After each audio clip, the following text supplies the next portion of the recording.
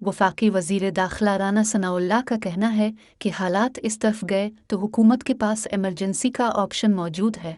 आइन में इमरजेंसी का आर्टिकल मौजूद है, वो आर्टिकल कहीं गया नहीं।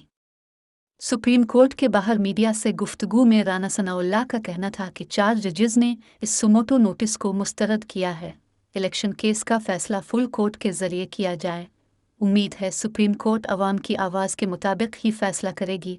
सिर्फ इंसाफ होना नहीं चाहिए, इंसाफ होता नज़र भी आना चाहिए। हर केस में यही 3 जजेस क्यों? हर तरफ से फुल बेंच का मुतालबा है तो उसे मान लेने में क्या हर्ज है? एक सवाल पर राना सनाउल्लाह ने कहा कि हालात इस तरफ गए तो हुकूमत के पास इमरजेंसी का ऑप्शन मौजूद है।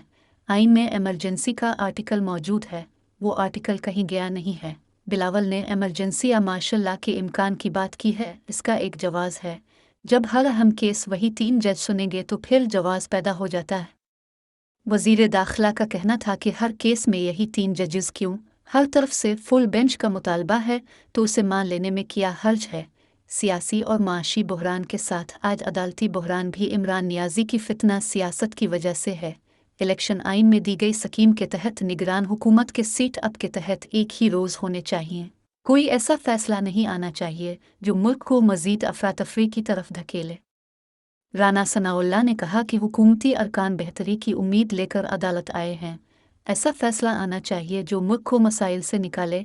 अलग अलग इलेक्शन हुए तो मुल्क मज़ीद मुश्किलात का शिकार होगा। सुप्रीम कोर्ट से अच्छे फैसले की तवक्को करते हैं।